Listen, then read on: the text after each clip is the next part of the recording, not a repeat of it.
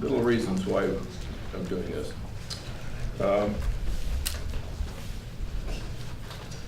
Michelle mentioned that I've served here as a full-time employee for 40 years, and it's probably a little bit like when you pass an age, like 50 or whatever. This 40 year, I was surprised how reflective I was when that 40-year service award arrived, and thought a lot about what I've experienced over the years, what I've learned. And I thought, we're having a fair amount of new employees coming to the organization. I thought, well, maybe it'd be nice to kind of share some of these thoughts with them. So Michelle and I talked about what we do. We thought, well, let's make this kind of a dialogue. She and I had this conversation about what dialogue means. We've been studying a book that discusses a number of things about systems thinking. And it does an interesting job of describing that dialogue is not just my telling you something, right? Nor you telling me something. It's expanding our thoughts together through a two-way conversation. And so I liked what that said. It was like I've got some things to learn too. I may have some things to impart to you, but I certainly got some things to learn from you as well. And your perception of what I might say might be entirely different than mine because of your perspective. So I thought it would be kind of useful to follow that theme. So I decided to come in here with no props whatsoever. I have no PowerPoint. I have no notes. I'm just going to talk about a couple of thoughts and expect you to participate, and let's expand our thinking together about this. So let me start with a few teasers, I guess, if you will. The first one. The rumors are true. I've decided to retire. Surprise. And in fact, on Monday, I officially signed my retirement papers with the university. And Congratulations. the date of retirement is December 31st.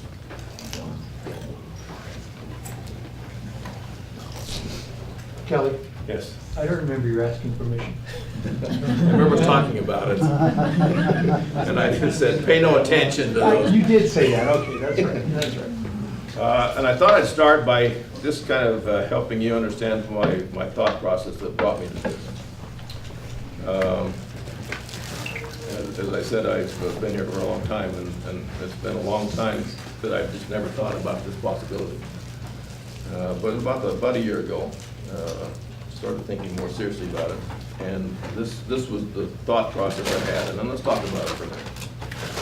So 10 years ago, I took a class from Scott Marsh called For Point of Choice. Some of you have probably taken that. It's a continuing education class offered up through DCE. He's an adjunct professor over at School of Management, and he comes and talks about this process of planning that part of your life, which is that the post-career days. And he said you need to come up to this point where you want to quit work. Find a date that you are comfortable with quitting work. And I did in my mind.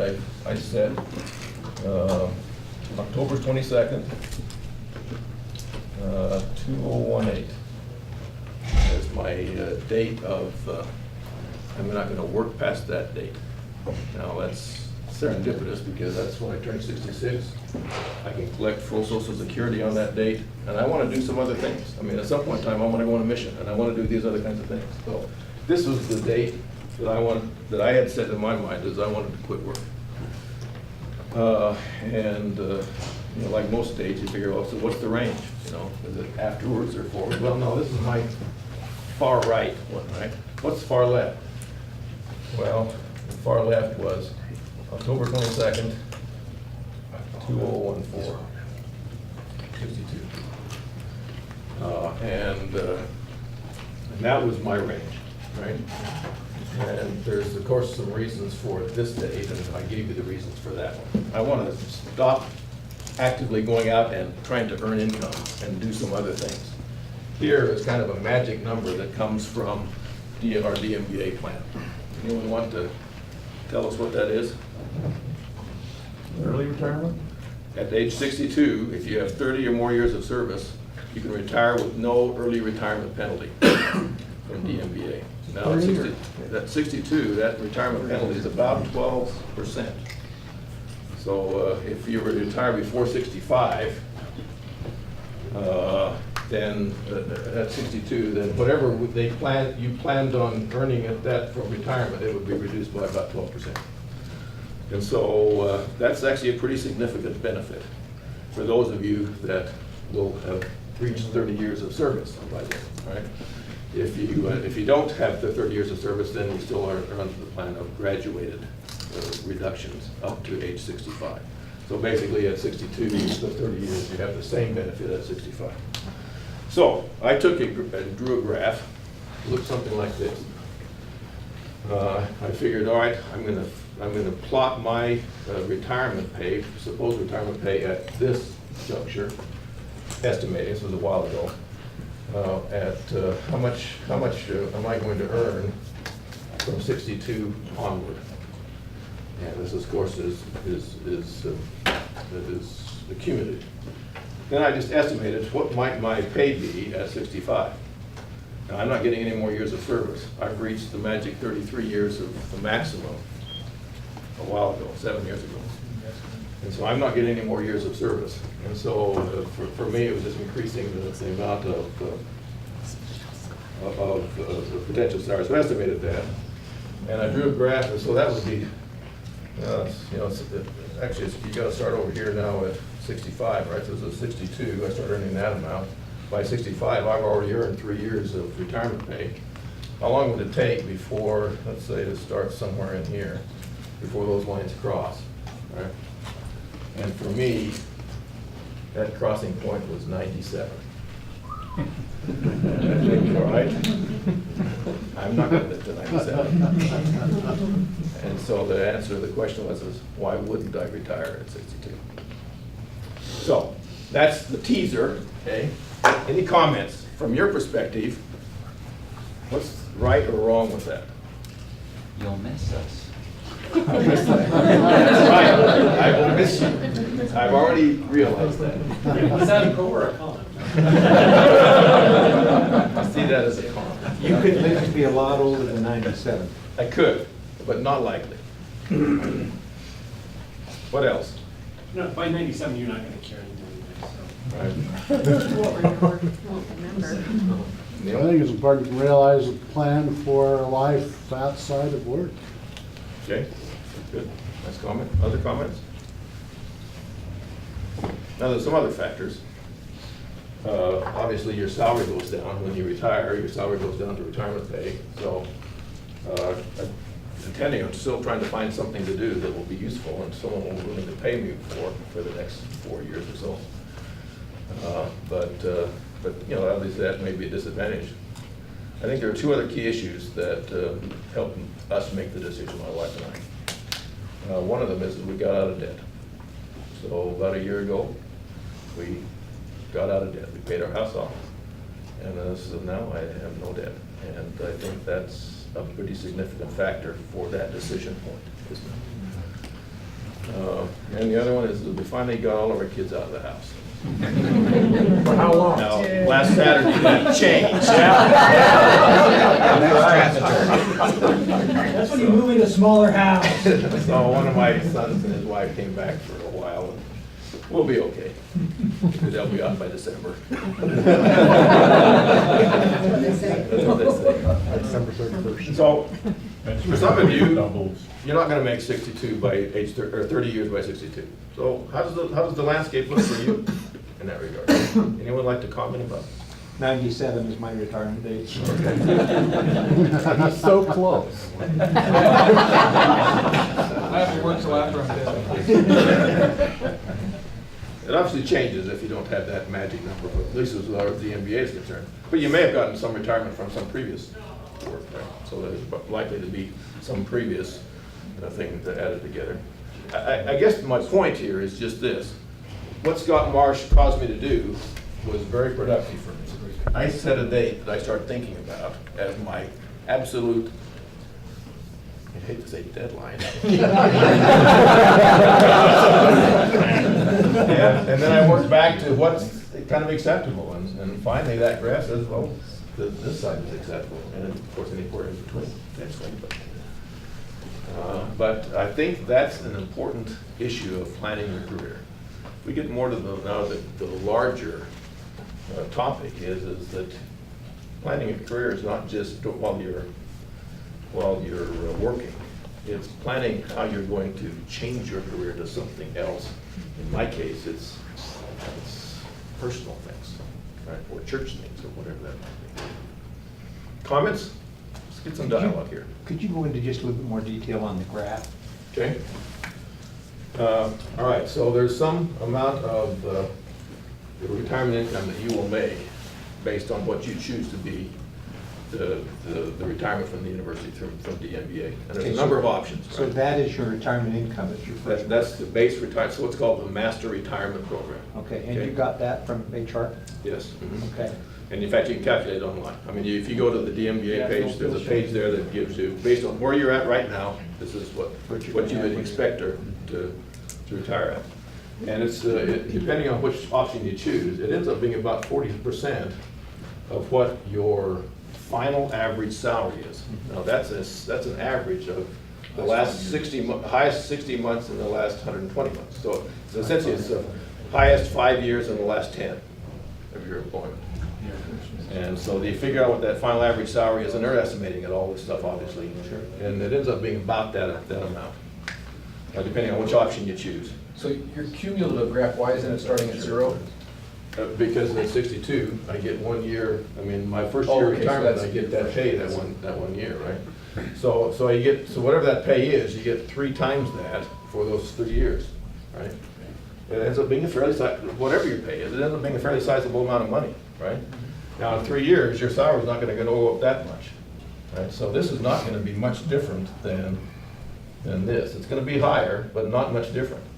But you've gotta make up that in that difference in what you left here versus here before the lines cross.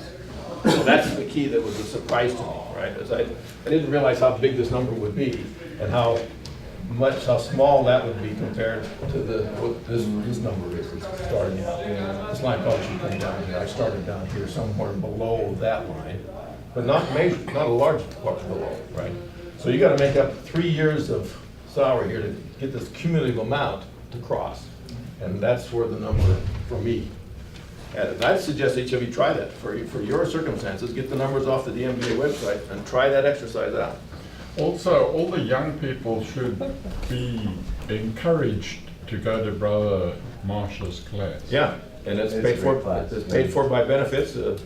Paul's done it, and probably somebody else may have. It benefits more than just the young people, Yeah. I promise. Yeah, I think if you're mid-career and past, I think you ought to do it. I mean, I think everybody should, because it tells you a couple of things. One of them is start your 401k as early as possible, right? yeah. I started when it began at BYU, and I just forgot about it. That's the other key, is don't touch it, right? Yeah. You just forget about it, and quite frankly, it's pretty sizable. And it's just all because of just longevity, and you forget about it, right? So, other comments? Yes? One thing that you mentioned is, okay, so you're gonna have a new career Mhm. when you retire from BYU. I think that's really important, that you have a plan Yeah. afterwards. I recently talked to somebody who retired, and I asked them before, I said, what are you gonna do now? And he said, I don't know. He said, I can choose when I get up in the morning or whatever, and he was kind of Yeah, enjoying that still thought. joking about it, right? But he really didn't know or have a plan. And to me, I think, everybody's different, and they look at retirement differently, right? Mhm. Some look at it as freedom. But I think that to make that adjustment into that new phase of a life, your life, our life, that you need to have some kind of plan. You need to know what you're going to do. It's a change, but what kind of change? And I think that we just need to stay busy, whether it be volunteering, whether it be another job, whether it be family, to at least have a structured idea of what you're doing. Absolutely. I think your wife agree has very that planned out already, Jim. Just ask her. A little different She's than got all work. it planned out for you, but I agree. It's, you're planning your, this is planning your life, right? Almost, we just call it career, but it's, you're planning your life, and you're still planning here, right? Those that I think have the biggest struggle is those that stop planning when they stop work. Right? Don't they have a, I heard that if you don't, you have a really short life expectancy. People probably who aren't true. active, and they retire and they don't have something to happen, they don't live very long at all. I think that's. Some of the things I've planned, I wouldn't live very long with either, If you get the motorcycle out of your blood, you might live long. Other comments? Yes, Paul? Involved in flying. Are you planning to take Social Security when you retire or until when you turn 66? I tend to take it at 66. This is, at my age, that's full retirement for me. It depends on your age. I think for those of you that are younger, it's Mine's somewhere out there. 67. So you're gonna retire, plan on other income before you get to 66? Right now, I'm tending to find something that I can do between 62 and 66 that people are willing to pay me for. Haven't got a good idea what that is yet, It's legal. but I'm hoping I can find something. Why stop? So Kelly, if you're thinking you're gonna find employment where you'll actually be making a salary after this, then why retire? Good question. In fact, an excellent question. And this is the reason. First of all, because of my circumstances, I feel like I can probably get by on my retirement pay. I mean, absolute minimum, I could live on my retirement pay. That's never been the case in my life before. I always had to work to live, right? And so even though my lifestyle would change, I could live on what. So that, now I'm working because I want to, not because I have to. I'm not gonna go to work for 40 hours a week. Why would I do that? So my goal is to work somewhat less, probably half-time. And then for those 3 years, and stop working here. So, I mean, that, you all know that once you start collecting Social Security, any dollars you earn through a salary reduces your Social Security. But not by very much. I know, but it's still, it's the principle of the thing. I was gonna say, you could accomplish the same thing just by not working as hard while you're here. No, Bill, we're not talking about your plan. It's out now. Okay, so that, does that help? I'd like to take that other half-time in these 4 years and do something else. So it's kind of like, I'd like to get used to not working over time. I suspect that's the meat of it, I think. That's the crux of it. Okay. Just as a thought, since I'm a little older than you, I know I just look 30, but I did have 66 hit, and I've been receiving the pay from Social Security as well as working. And it doesn't make a whole lot of difference, but it sure gave me a kick in the pants as far as a raise was concerned. Yeah. So that's real beneficial to And us. I think that there's something a little different too. I think when you actually declare yourself as retired, there's, I think, a different kind of a Different rule thing. you work under as well. Could be. So, anyway, other comments? Okay, let's move on. Yes, Jack? So my brother did a similar thing here last year. He's 62, and he worked at Zions Bank, and so he took time off rather than retire. He just took a sabbatical. Yeah. And he and his wife went to Brazil on a full-time mission. Mhm. And so he figured that same thing, like you said, you can use that time other ways. Sure. So that's an interesting one. You know, there is actually a time off option here at the university. You know, release time, I guess, and, you know, people, especially people who are called to be mission presidents, get that opportunity. It's obviously has to be, the work has, can you just cut back on work? And to me, the challenge is that if you cut back on work and receive a reduced salary, then you're impacting your retirement pay. Because it now no longer is the higher, you know, typically we make more money the longer we work here.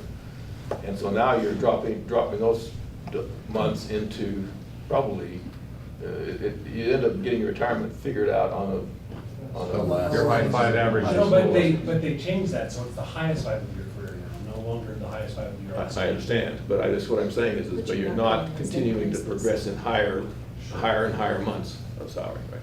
That's the point, yes. So do you have any idea of what you'll be doing for those 4 years? So here's some thoughts. I can't work for the university for 6 months. The Affordable Care Act just changed that about a year ago, I guess. And that was actually my first thought, is I'll just try and find a part-time work on campus. Someone ought to, maybe not, because my reputation is such that maybe don't. But I was hoping I could maybe work for the university, but that can't, that's, for 6 months, that's no longer an option. And so this is what I'm thinking about. I'm thinking on actually incorporating and becoming an independent consultant. And then looking for clients, of which the university could be one. So I've followed up on that, and as long as the university is not my only client, and the other part is not so much prohibition, but it should look better that you get a W-2 in one calendar year and then start collecting 1099s in the following years. So thus, December that 31st. date looks more attractive, right? Because I'll get a W-2 for 2014 and I could collect 1099s in 2015 and beyond. I've got other institutions. I'm part of a group called WestNet. And there are other institutions here in the Mountain West, and I would suspect I could probably find some consulting engagements with them as well. So that's some of this. In 6 months, though, I might be back on the doorstep saying, is there a job you can find? I'll take any job. Yes. So you mentioned about your DMBA, and did you adjust that over the years, or did you just pick one of the fixed paths, or with your 401k? How did you do that over the years? Good question. I followed the advice that was given to me. I'm not an investor, and the advice was is when you're young, choose the most lucrative option, right, but it's also the most risky. So I think it's like the stock option, or whatever it is.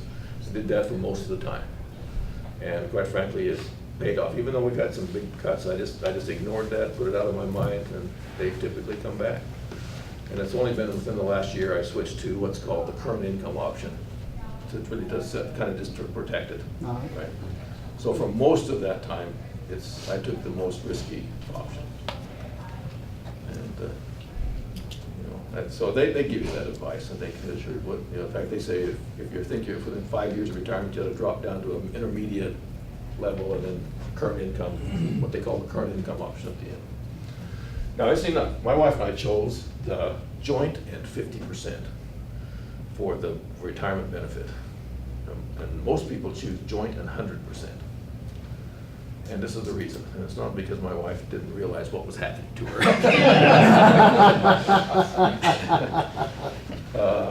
The joint and 50% is that if I die, then she gets 50% of the master retirement pay. If she dies, I continue to get the 100%. And that was her suggestion, actually, that I just continue to get the 100% because I don't know why she said that. But we decided, rather than planning worst case in our retirement, let's plan best case, okay? And so we said, all right, best case is we both live long lives. Let's say we both live into our 80s, right? 20 years. We were collecting master retirement for 20 years. The difference between joint and 50% and joint and 100% ends up being about $5,000 to $6,000 per year for us. Over 20 years, that's a lot of money. And so we decided to plan best case. And that was the option they gave it. If worst case happens to us, we'll augment with 401k. So, if it gets to the point where I die soon and my wife has to spend 20 years living on 50% of the MRP, she'll augment it with 401k. So that's why we chose what we did. Yes. What about your medical and dental coverage when you leave the university? Okay, How's that going to work? That's a good question. It ends up being about doubling until age 65. And this is what Beck Smith, I think, told us when she came and talked as well. So the plan you have, you can continue to age 65, but your premium's about double. But you don't pay Social Security on your retirement pay. So it probably ends up being 6s, right? And so that's, if you have dependents though, it skyrockets. And so I just suggest. Your wife's a dependent, right? Well, I'm talking about others. Oh. If it's you and your wife, that's fine, but if it's others, if you have children, so still, then those premiums are pretty high. So from my perspective, it looks like it's roughly equivalent. You don't pay Social Security on your retirement pay, but your premiums double on your medical. And that's till age 65. Once you turn 65, then you go on Medicare, and then your monthly payment for supplementary, DMBA now becomes supplementary, is $105 a month for each of you. And is this doubling starts at 62 or before 60? It starts when you retire. Okay, but if you retire before 62? It's when you retire, if you declare yourself as retired and you want to use the DMBA, then it goes to those new rates. Which is I think about it's- double of current employee rates. You also, for medical, have to have the 20 years, that's kind of the. That's right. So if you don't have 20 years, it will be more. Yeah, there's actually two cuts. One of them is at 10 years. If you work a minimum of 10 years for under DMBA, you get 50% of employer participation. At 20 years, you get 100% of employer participation on their portion of the cost. Okay. Yes. The other thing that Peg told me when I was talking with her about retirement was that if you decline the DMBA coverage, you will never have the option to be able to pick it up That's again. right, that's right. You have a one-time opportunity to use it as a bridge to Medicare. And if you decline that, you can't come back and ask for it later, which is kind of a big deal. So anyway, that's why we chose that. Now, if you shopped around, could you find something better? I mean, less expensive, probably. What if you were rehired after the 6 months? You don't get benefits? Oh, you don't? Okay. Be a part-time. Once you retire, you no longer get benefits from any church's entity, right, under DMBA. Wow. So, yes. Did you, going back to the joint 50%, did you consider the special 2/3 joint survivor? I did. Yeah, we thought about that one as well. And that one's an interesting one because I misunderstood it until it was explained again. The joint in 2/3 is, it's the same amount of payout as the joint at 50%. But either one of you But died? either one of us, if either one of us died, then the other one goes back to 2/3. So even if my wife dies, then I would go to 2/3. And on the surface, it actually looked pretty good. And that's the one actually I wanted. But for some reason, my wife convinced me to take the full amount. And I said, all right. Do you do your own cooking and stuff like that? That's probably why she. You have to pay for a maid. You're gonna have to start paying for a maid to take care of this place. Okay. Any other thoughts on this? I want to get to another topic here. Let's spend the last half hour talking about something else. For those of you that are under 30, you're thinking, why are we talking about all this? But now it's when the under 30 should be thinking about it. exactly. So there's that, clearly, I agree. Especially the 401K. If you're new here, under 30, whatever, you really need to be doing the 401K. You Right. need to be doing the matching. You need to try to, even though it's tight, for most people, you need to try to get as much BYU match as you possibly can. That Absolutely. match is That makes a huge absolutely difference. free That money. gives you, that's the one way at BYU is give yourself a raise right off the bat. Just start participating in 401K. So I have a daughter who works somewhere else, and I've just had a hard time convincing her to even start her 401K. And she says, I need the money now. And I guess I thought the same thing at the time. And it's so uncertain because it goes up and down. And I said, just forget about interest. It's just that 5% raise that you get because you're participating, right? And that's a big deal. And in retrospect now, after 30 plus years of, I think we started in about 79, is when it started here at the university, something like that. It's amazing how much that is. Okay, let's talk about the other thing. So this is now, I'm going to talk about career from my perspective. Now I'm starting this conversation from, this is what's happened to me, right? I started out at BYU as a full-time employee in 1974. So here's 2014 over here. Now, what's my career been like? Existence. That's when I was born. Before that, I was a student, right? I'm doing some interesting. I'm sponsoring a project with the IT department for a capstone for these students, and I met with them this morning. And there's these 5 students, and they asked me to tell them a little bit about myself, and so I did. And I said, I've done a lot with building the campus network here on campus. And I said, we connected to the internet in 1985. 1986. And they just kind of glossed over. I said, that's before any of you were born. Okay, so this has been my career at BYU in a general way, and I guess I'm going to submit the assertion that it can be everyone's career. Okay. So I divide my career into kind of 3 phases. And those lines are kind of a gray line. I mean, it's kind of a broad division from one to the other. But it's not surprisingly an era of competence building. So you're saying, okay, at the end here, you're not that competent. I was wondering where that was going. There's an era of vision setting, and then an era of leadership. And for me, I spent about the first 7 to 10 years on that phase. I was working for a supervisor. I supervised students, but my my driving factor was to learn everything I could about what I was doing.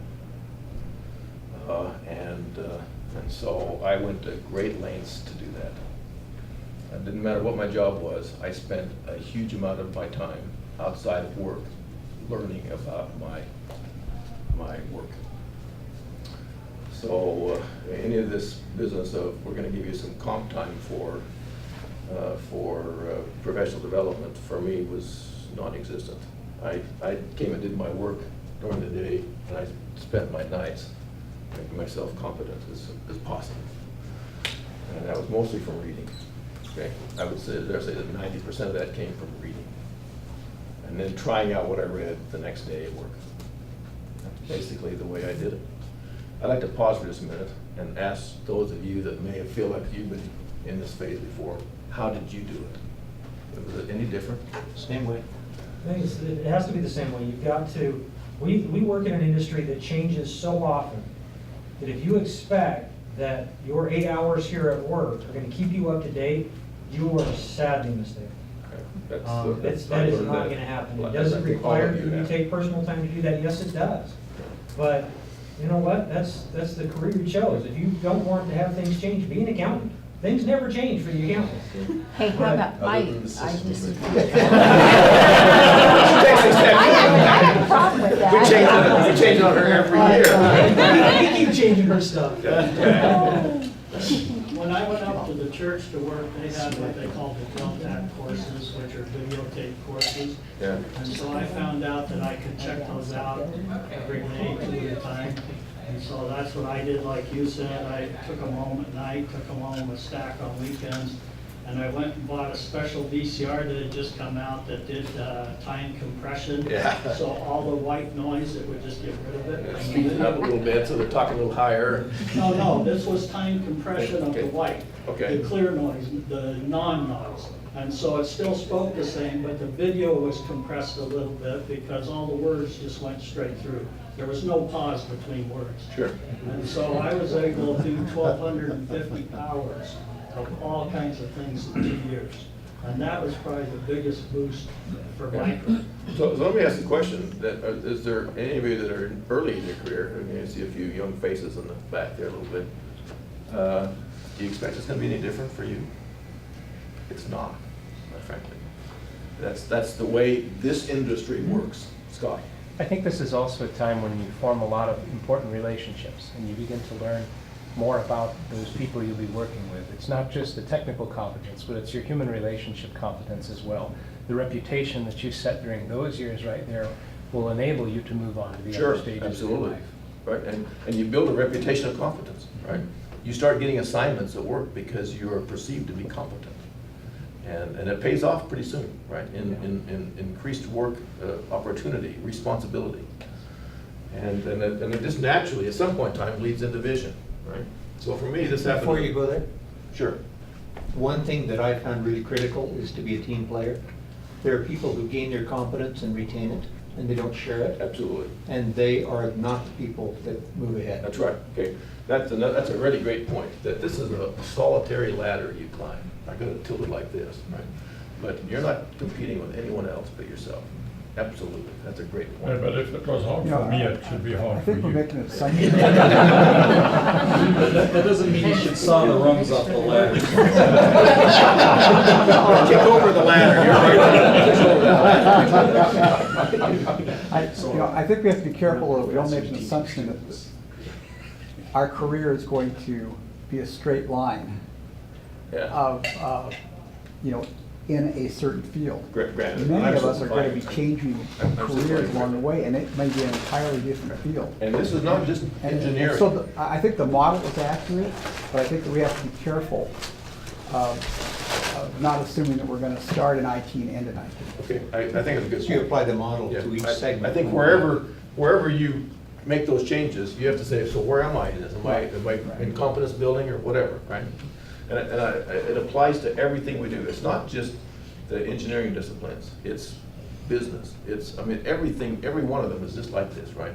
You build confidence in what your endeavor is. And I just can't emphasize that enough.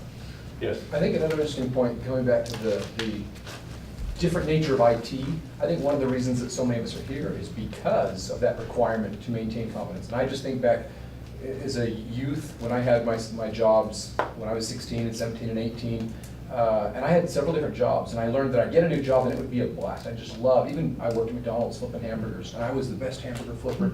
I gained confidence, but it only takes a couple of months. And once you gain confidence, you don't move to the vision phase, And so the job becomes very unfulfilling.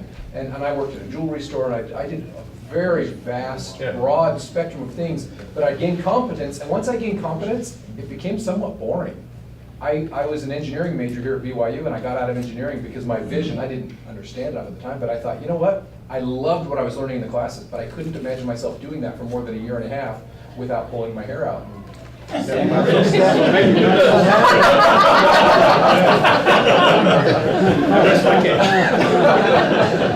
let's pursue that for just a second. That might be the thing that sets which one of these you should be in, which one of these tracks is. If it doesn't naturally start leading to vision, then maybe you're in the wrong track, right? And I think we're always self-evaluating in that regard. Just another quick comment. So I'm gonna equate this to sports. Are we surprised? I know. But when I was in high school, I played both volleyball and basketball. And then I got a scholarship for volleyball, and I thought, well, I actually got it for both, but I thought, well, which one should I play? And I thought, oh, well, I know everything I need to know about basketball, so I'll go into volleyball. Well, I didn't, of course. I had no idea, but where I was, I thought I had reached the level that I could attain without understanding that there was actually, kind of like President Worthen said, once you reach that peak, what else is out there? Mm-hmm. And Good. sometimes we just don't push ourselves And that might be that this, extra little bit. the leader here. I mean, if you find at some point in time that this is a competence that you love, then pretty soon people recognize that you're starting to develop vision in this, right? That you know enough about what's going on that now you become journeyman, if you will, right? If this is apprentice, then you become journeyman, and now people are looking to you as the thought leader in your organization for that particular area. For me, it happened in about 1980. Willard Gardner, there was the director of computing services, came to me and says, I need somebody on my staff that can help us in two areas. One of them is database, because before that time, before 1980, database was a dirty word, right? And the second one was data communications. Before 1980, building a network on this campus was tantamount to mutiny, right? And we needed some thought leadership in those two areas. Now, it wasn't very long before database went somewhere else, and I stuck with data communications. And that's, for large measure, been my vision path on this campus, is helping this campus to define and realize a vision of what networking is in its future. It's been very productive and very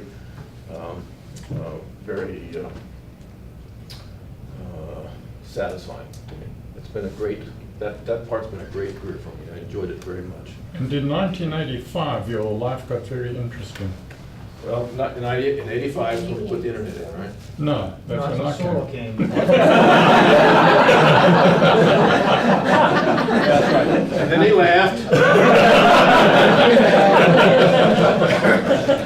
But yeah, the life did change. In 85, 86, not only did Sorrel come, grace really us did with change. his stories, but that's when all of a sudden the world got connected, right? And that's how I came, because there was a lot of change. Yeah, yeah.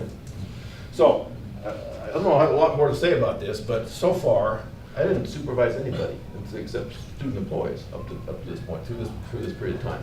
That I was working very much in a visionary role for not only our organization, but for this university. And this was my career here, right? So in 88, Willard Garda decided that he was going to retire. And so he said, how would you feel if I made you my associate executive director? And we started working you towards some leadership kinds of opportunities. Now that was just a title. I hadn't led anybody, and I mean officially. But that's the grand secret of this. I was leading people all along with this, and that's what each of you can do in your careers. Is this? It naturally leads to this vision. Naturally leads to leadership. And it doesn't have to be through job titles. So I've had job titles that apply leadership since about 1990.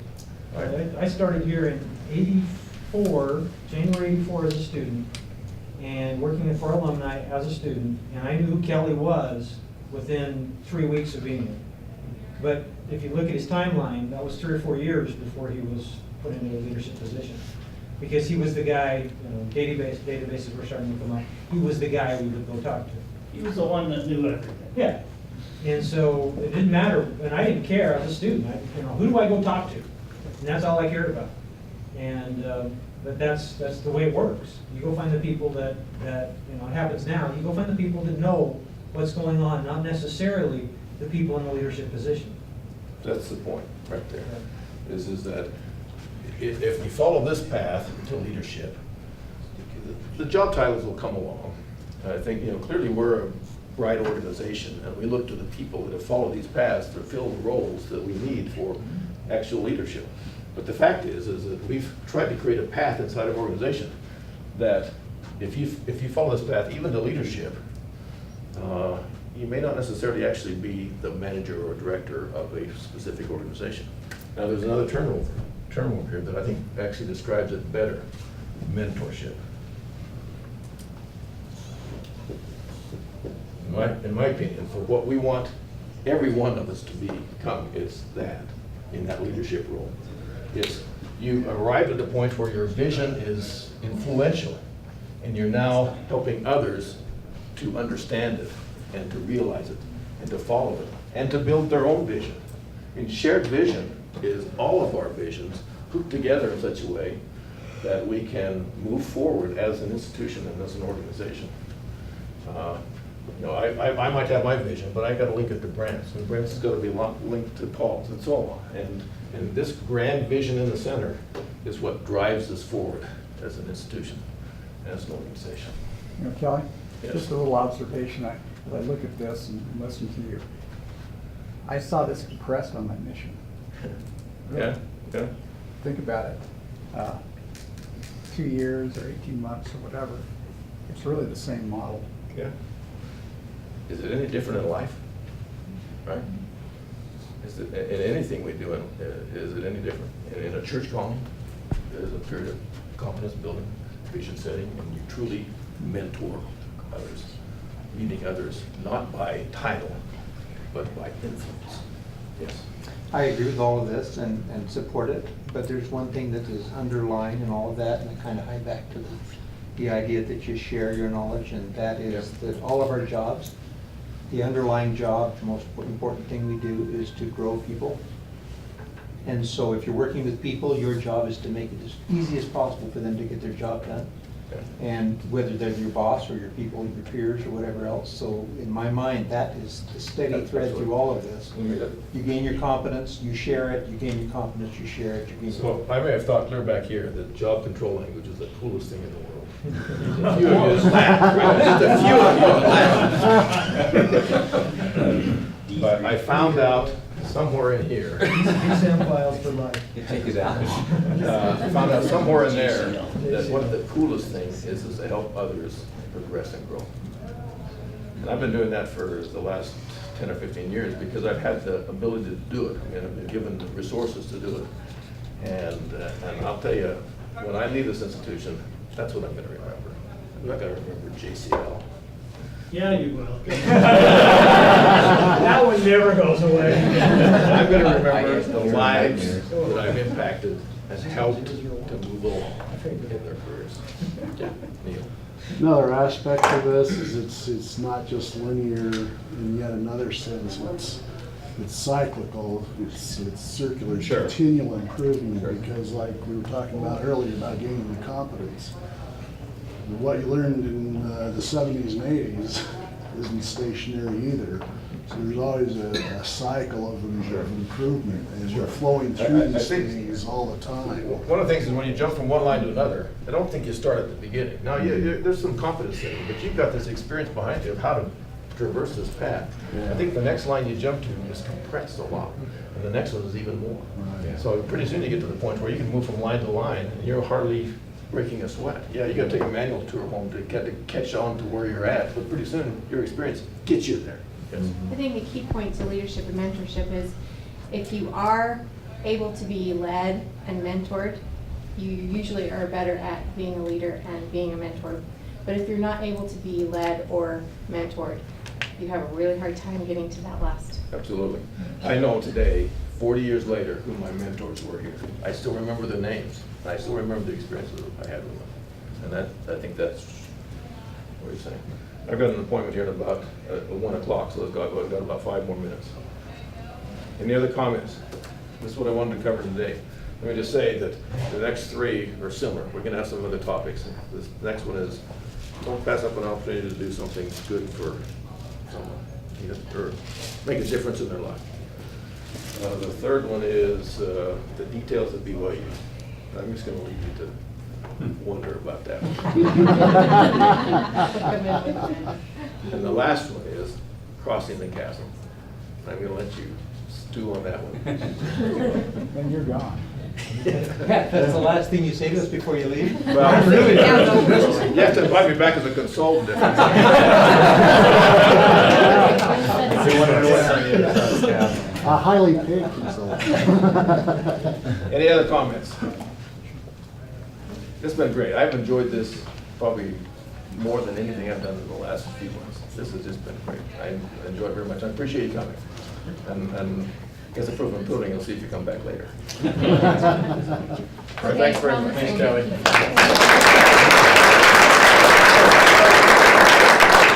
You walk out of this room, that day is gone. Anyone asks you what happens, I think like another 10 years, I think enough. I heard 2018.